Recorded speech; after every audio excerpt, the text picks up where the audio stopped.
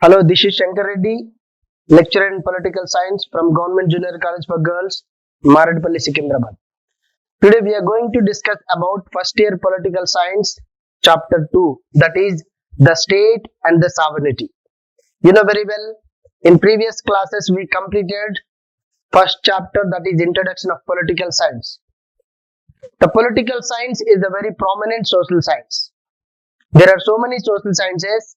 Out of them, political science is very prominent one. The subject matter of political science is nothing but the state.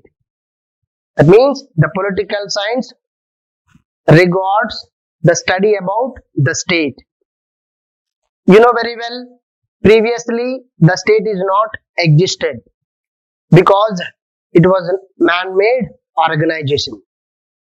So, before going to start the state and the sovereignty, its essential element, we have to try to understand the evolution of the state, the requirement of the establishment of state. We have to try to understand. You know that man came alone. By born man is came alone. Then he formulated family. That means he got married and he formulated family. Then group of the families formulated and they togetherly live, that is called as society. Understood? Man came alone, then he made some relationship, then the group of the families togetherly live, that organization is called as society. This society is maintained some customs and traditions. Customs and traditions. You know that the society which is based on customs and traditions, they are not in written form. That means they are not in definite form. They are not in fixed form. So time to time, place to place, the customs and traditions will change. That's why there is a flexibility. Customs will change in flexible manner. That's why man feel insecure. Man feel insecure. Understood? Because all the people are not even treated equally. Because who lead the society? The who have the might. Who have the might, they enjoy the right. Might is the right. Who has the might? Whether the physically or mentally or financially, they only led the society.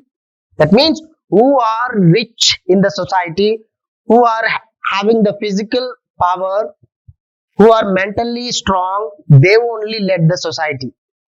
The people who does not have physical power, mental power, financial power, they are suppressed. That's why they felt insecure. At the time of people felt insecure, they thought to establish one powerful organization for providing equality to all the people. That's why here the state is alternative than the society. So when the man insecure in the society, the state was existed. Understood? That's why the state was formulated after the society. In the society, man was insecure, unequal. They treated unequal. They treated insecure. They suppressed with the other man. That's why they formulated one organization. That organization is called as the state. That's why state is man-made organization, whereas society is a natural organization, which was not created by any other one. Whereas state was a man-made organization. Here I thought it's very clear the evolution of the state. So regarding to the evolution of the state, there are so many theories. Apart from that, this is the method of evolution of the state. You have to concentrate on this. Okay. So that's why the state is Man-made organization. Man-made organization. It is the political organization. It is the political organization. At the same time, it is the sovereign organization. Sovereign organization. State is a man-made organization. State is the political organization. State is sovereign organization. So that's why here we understood the state is the central point of the entire political science. You know that prominently the political science called as science of the state. Science of the state. Science of the state. That means the central point, the subject matter of political science is nothing but the state. If you observe the traditional definitions about the political science, they thought the political science is nothing but the state or state and government or government. That's why if you observe the Garner definition, you know that Garner described political science as political science begins and ends with the state. Political science begins and ends with the state. That means the political science started with the study of the state, ended with the study of the state. Understood? So that is why here the subject matter of entire the political science is based on the state and relation with man and the society. Clear? I thought it's very clear. Okay. So whereas this state was not established in ancient period. In ancient period, the concept of the state is not existed. Instead of the state, the Greek people used the city-state. Understood? So the Greeks are not aware about the state. Whereas they used city-states. They used city-states instead of the state. So according to the Greeks, the city-states are the states regarding to the modern times. That means the modern states have sources in the ancient Greek city-states. Understood? Such as Athens, Sparta, Macedonia, Milan. Athens, Sparta, Macedonia, Milan. So they are the popular ancient city-states. In these city-states, the people of the city-states enjoyed the full of rights, full of freedom. Each and every city-state is nothing considered as a republic. They are small in size and also they unified. They enjoyed all those benefits. They are self-sufficient, self-reliance also. Understood? So that's why the modern states have the source in the city-states. The modern states have source in city-states. The city-states are existed 5th century and 4th century BC. 5th century and 4th century BC, the ancient city-states are existed. They are the source of modern state. Understood? So here, what is the concept of the state in modern times? You know very well, the modern concept of the state first used by whom? The Italian political philosopher Machiavelli. Who is the one? Machiavelli. Machiavelli, he was the Italian writer. Italian writer. He was the person used the modern concept of the state in first time. In the 16th century, he used the La Stato. This is the Italian word, which means society. In his famous book, The Prince is the very prominent text which is written by Machiavelli belonging to the Italy, 16th century. So he was the person, he was the political philosopher, used the term La Stato, nothing but the state, in the first time modern times. So according to the Machiavelli, what is the meaning of the state? The state means power system. What is that? power system. Power system. So he was the person used the first time like this. The state is the power system. It was the source of the entire the power. Because you know that why the man is treated unequally in the society? Because there is no common power to control all the people here. Because society is based on customs and traditions, no single sovereign authority to control all the people in equal manner. That's why they thought to establish one sovereign control, one common control authority to control all the people who are having might, who are have not might also. That's why the power which is existed, the power means this was the sovereign power. This sovereign power enjoyed by one person or the group of the person, they control entire the community of the people, irrespectively. That means a caste and also rich and poor and also male and female, they treated equally. That's why the state is required. Clear all of you? So that's why here up to this we covered the small introduction about the state. Okay. So after the introduction and the meaning of the state, let us try to understand the definitions of the state. Here the so many political philosophers define the state in their own manner. Whereas we concentrated on some of the important definitions here, such as Woodrow Wilson's definition, the former president of America, Blanchili Burgess definition. Okay. So Woodrow Wilson defined the state in very simple manner. So according to the Woodrow Wilson, the state is a people organized for law. People organized for law.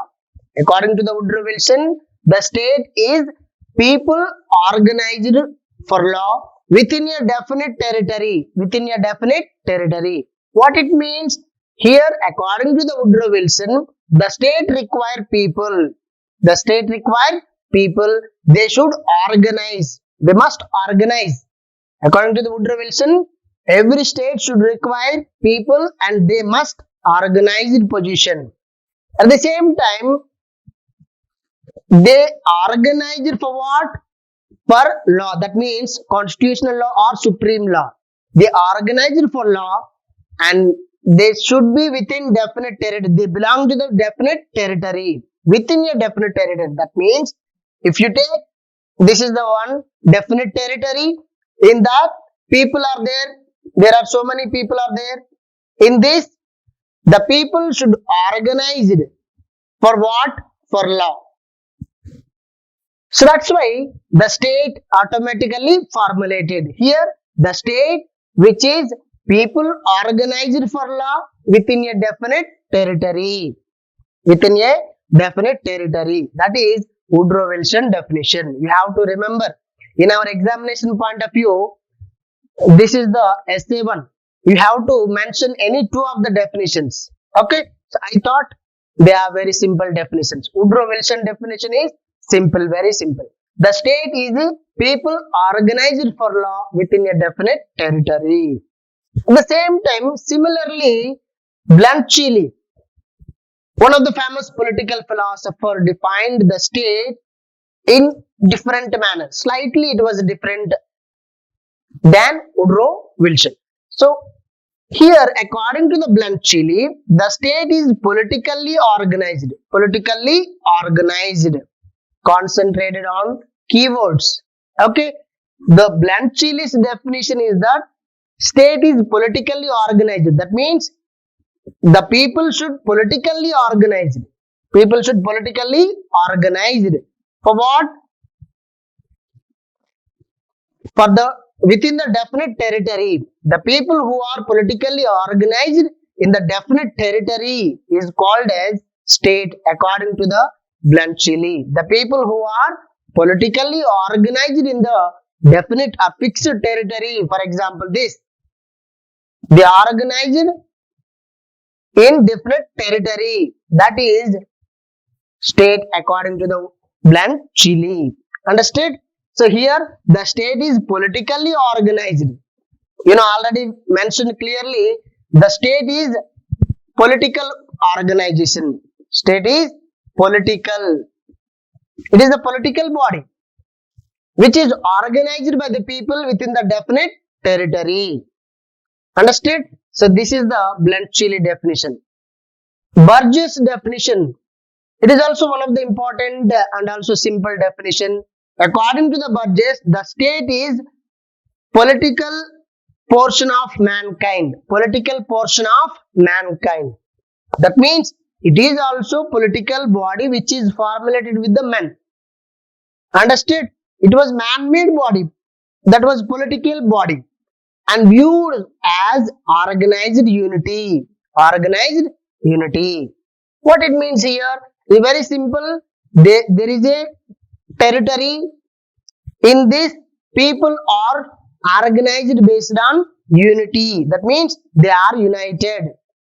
Because before the establishment of the state, in the society there is no unity. So there are two groups. One is have, another one is have nots. Understood? One is rich, another one is poor. Always the might people control the depressed community of the people. Those are lower community of the people. Those are weaker section. They always suppressed by upper communities. That means who are having might before the establishment of the state. For that purpose only, for maintaining the equality only, the people who are mankind means here the people. They are politically gathered. Politically gathered for what? For unity, making unity, for maintaining and integrity also. For promoting equality, they are united, organized in unity manner. These are the definitions. What it means here? According to the Woodrow Wilson, Blunt Chili, Burgess, and also Garner defined more clearly than Woodrow Wilson, Blunt Chili, Burgess. So according to the Garner, the state belonging to the sovereign power also. Sovereign power. It requires sovereign power. They said people and it was organized and also it required definite territory. It was a political body. Whereas they did not mention the sovereignty, power. They did not mention about power. Whereas the Garner mentioned about the supreme power. For controlling the people, for promoting the equality, the state requires supreme power. So we observed in the Garner's definition. Clear? So these are the important definitions regarding to the state. Let us try to understand the essential elements of the state based on the definitions. Understood? So after the definitions, if you observe the definitions very clearly, we concluded the state has 4 essential elements. How many? 4 essential elements. So this is the examination point of view, very important one. How many essential elements does the state have? How many are there? 4. So we observe the definitions very clearly. Based on the definitions only, we formulated the essential elements here. What are they? First one is that people or population. Second one is that territory. Third one is that government. And fourth one is very essential, that was sovereignty. Understood? There are 4 essential elements of the state. One is people or population, territory, government, sovereignty. Let us try to understand one by one. Apart from that, in recent manner, one more element was added to the state. That is international recognition. What is that? International recognition. So this was recently considered as the element of the state. This one also we will try to cover in this lesson. The first of all, people. You know very well, the state is man-made organization. Man-made organization. It was made by the people. Without the people, no state is existed. You know very well, without the population, without the people, no state is existed, because the state was formulated for the people, by the people, of the people. Because before the establishment of the state, they suffered under the society. That's why they formulated one political organization. That's why here the state is the man-made organization. And also it contains the people. That means every state should require people. It requires some population. It requires some population. And without the population, no state is existed. Here, how much population is essential for the formulation of state? Is there any criteria? Is there any limitation? Is there any figure? In the Greek philosophers, at the time of Greeks, if you observe the Plato, he prescribed the ideal population of the state as 5040. 5040. That means, according to the Plato, the ideal population of the state is 5040. So, if you observe the ancient city-state, they all are very small in size, either population based or geographical based. That's why Aristotle may thought the fixation of the population is 5040. Whereas Rousseau thought 10,000. How much? 10,000 is the ideal population of the state. According to the Plato, 5040. According to the Rousseau, 10,000 population. Whereas Aristotle is the father of political science. He prescribed very clearly the population of the state neither too large nor too small. That means neither too large nor too small. That means not more, not less. More or less. It's based on the geographical area. It's based on the resources. Aristotle prescribed the strength of the state. That's why what you observe here, there is no common opinion about the strength of the state, about the population of the state in ancient period. Nothing but the political philosophers. Whereas ancient times, the size of the population is very less. Then also they considered as the state. If you compare with a modern state, for example, in modern states, if you observe the state is nothing but here, state is nothing but nation, not the Telangana, Andhra Pradesh. That means there are two different dimensions. One is normally we use the state as nation. Sometimes we used as part of the nation also considered as state. Here we are taking state as nation, country. If you observe the China, 143 crores. The present population of the China is 143 crores. If you observe the India, 138 crores. Comparatively the Plato opinion, Rousseau, Aristotle, what is the population difference? There was a lots of difference. At the same time, some are the huge populous countries also existed apart from that. And besides that, Vatican City, you know that very well. Vatican City. It was the very small country which consists less than 1,000 population. That means 893 people only there in the Vatican City. It is also considered as a country. It is also considered as a state. The Nauru, Monaco, they are the less populous countries. What is my opinion here? One side the huge populous countries are existed, another side less populous countries are existed.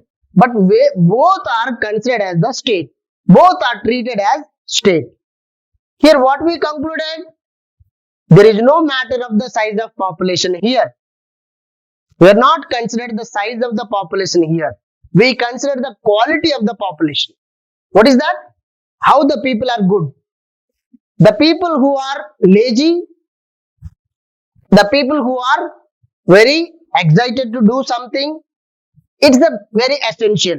It is the quality. If they are educated, that is the useful. If they are literate, that is the useful. If they are working mind, that is the useful. Understood? That's why here the size of the population is not considered. What is the considered? Quality of the population is considered. Quantity is not considered. Quality is the considered. Understood? So, for example, if you take one family which consists the 10 members, out of the 10, 2 or more are working, the remaining are depending. How the family became very powerful or very rich? Is it possible? Impossible, because the depending population are more than working population. Whereas, if you take another family which consists of 2 or more people, one father, mother, 2 children, all are working. So which is the better family? The people who are working for the development of the country, development of the family, that is essential. That's why Aristotle here clearly prescribed good people formulated good nation. Aristotle prescribed good people formulated good nation. So that is very essential.